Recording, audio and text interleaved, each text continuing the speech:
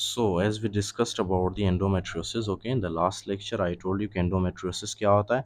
It is basically the endometrial tissue formation outside the uterus. Okay, that is actually called as the endometriosis. इसका most common site क्या है? Ovaries.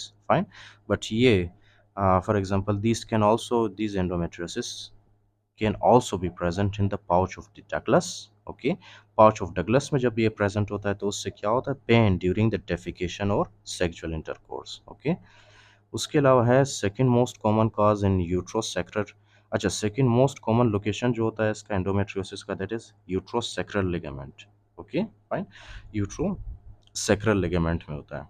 अच्छा, उसके अलावा क्या है? उसके अलावा ये है कि ये जो एंडोमेट्रियोसिस होता है इसमें जो आपका यूट्रस है वो कैसे होता है? ये रेट्रोवर्टेड. ओके, रेट्रोवर्टेड यूट्रस का मतलब है कि this uterus is bulging towards the rectum. Okay, in short, uterus कहाँ पे होता है? Uterus is away from the bladder, away from the urinary bladder. Okay, right.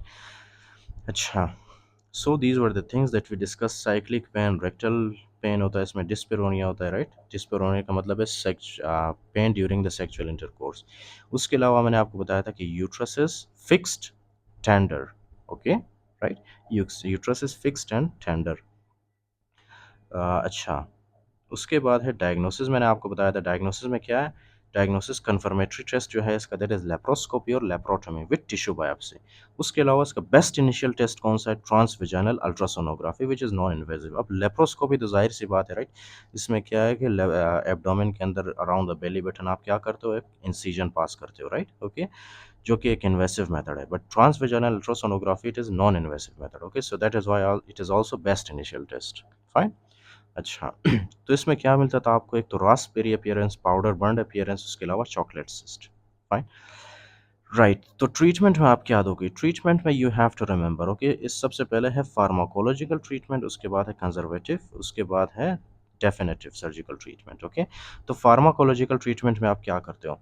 Inhibition of the ovulation, combination hormonal contraceptions. अच्छा, इसको छोड़े आप. Okay, you just have to remember कि आपने क्या देना है? Oral contraceptive pills. Okay, oral contraceptive pills क्या है कि इसमें जो है एस्ट्रोजन और प्रोजेस्टेरोन दोनों प्रेजेंट होते हैं ना. तो एस्ट्रोजन और प्रोजेस्टेरोन क्या करता है? एस्ट्रोजन और प्रोजेस्टेरोन या इन शॉर्ट ओसीपीज, ये क्या करते हैं? ये रिड्यूस करते हैं एफएसएच एंड एलएच को. राइट, एफएसएच एंड एलएच जब कम होता है बॉडी के अंदर, this is something very obvious कि there will be no menses. Right, FSH LH कम होगा तो जाहिर सी बात है ओवुलेशन होगा ही नहीं. ओके, ओवुलेशन नहीं होगा तो there will be no formation of the endometrial tissue.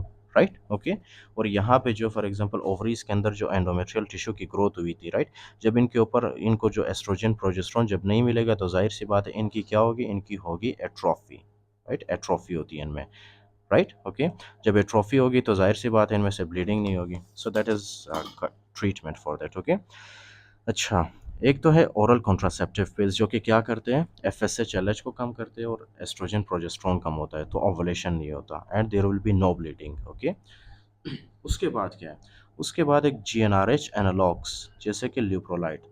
Right, तो एक तो आपने क्या देना है? ओरल कॉन्ट्रासेप्टिव पिल्स, उसके अलावा है जीएनआरएच. जीएनआरएच में आपने याद रखना है कि there is one that is actually called lipro leuprolide. Right, अब लीजिए जो ल्यूप्रोलाइड होता है, ल्यूप्रोलाइड करता है क्या? ल्यूप्रोलाइड का मैकेनिज्म क्या है कि ये जो है सबसे पहले क्या करता है? हाइपोथैलेमस से जीएनआरएच को रिलीज करता है. Right, okay, for the first 2 week इसका जो है फ्लेयर पीरियड होता है. राइट, दैट बेसिकली मीन्स कि बहुत ज़्यादा जीएनआरएच रिलीज होता है, बहुत ज़्यादा जीएनआरएच एफएसएच एंड एलएच को ज़्यादा करता है. Okay, right, for the first 1 to 2 weeks. Right, लेकिन आफ्टर 1 to 2 वीक्स क्या करता है कि जीएनआरएच जैसे ही बहुत ज़्यादा रिलीज होता है. राइट, ओके, आप जब जीएनआरएच एनालॉग देते हो तो जीएनआरएच क्या करता है? जीएनआरएच की सिक्रीशन बहुत ज़्यादा होती है. जब इसकी सिक्रीशन बहुत ज़्यादा एक्सेस में रिलीज होता है ये, तो ये क्या करता है? ये एफएसएच और एलएच को डाउन रेगुलेट करता है, इनकी सिक्रीशन को कम करता है. Okay, even it will lead to the stop. Okay, even it will lead to the for example reduction of the FSH and LH completely. ये एफएसएच और एलएच की सिक्रीशन को कंप्लीटली ब्लॉक करता है, कंप्लीटली स्टॉप करता है. Okay, जिसकी वजह से एफएसएच एलएच जब कम होता है बॉडी के अंदर तो वहाँ पे progesterone, okay, progesterone and estrogen मुकम्मल तौर पे बंद हो जाते हैं. ओके, अब प्रोजेस्टेरोन और एस्ट्रोजन जब कम होता है बॉडी के अंदर, so there will be no ovulation. Okay, there will be no ovulation, there will be no bleeding. Right. और वहाँ पे जो एंडोमेट्रियल ग्रोथ हुई है आउटसाइड द यूट्रस वो भी क्या होगा, वो भी श्रिंक होके उसमें एट्रोफी होगी और वो कंप्लीटली ख़त्म होगा, राइट, आफ्टर सम टाइम्स। अच्छा, तो ये है जीएनआरएच एनालॉग, राइट। उसके बाद अगर पेशेंट आपके पास आया है, ही और sorry she is complaining about the pain, so in that case you will give NSAIDs, right, to reduce the pain. Fine. So this is the pharmacological treatment.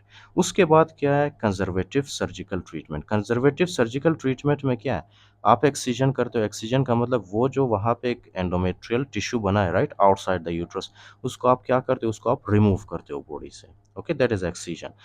या तो फिर कॉट्राइजेशन और ablation of the lesion and lysis of adhesion, right. या तो फिर आप क्या करते हो, कॉट्राइजेशन या तो फिर एब्लेशन करते हो। इट बेसिकली मीन्स कि आप वो जो एंडोमेट्रियल ग्रोथ बना है आउटसाइड द यूट्रस उसको आप हीट के ज़रिए या तो फिर केमिकल्स के ज़रिए या तो फिर इलेक्ट्रिसिटी के ज़रिए उसको आप क्या करते हो, उसको आप बर्न करते हो। ओके, राइट, बर्न, जला देते हो। Understood, okay.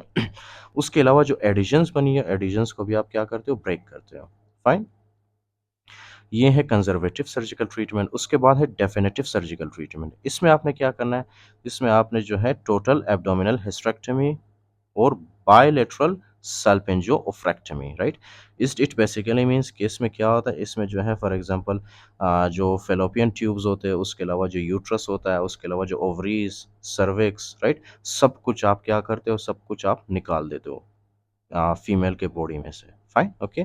Fallopian tube, uterus, उसके अलावा जो फॉर एग्जांपल ओवरीज होते हैं, सर्विक्स होता है, राइट, ये सब कुछ, ये जितने भी स्ट्रक्चर्स है, राइट, सबको आप निकाल देते हो, राइट, एक्सेप्ट द वजाइना। सिर्फ वजाइना वहाँ पे प्रेजेंट होता है, बाकी जितने भी स्ट्रक्चर्स है, सर्विक्स है, यूट्रस है, उसके अलावा फिलोपियन ट्यूब, ये ओवरीज, सब कुछ आप निकाल देते हो फीमेल के बॉडी में से।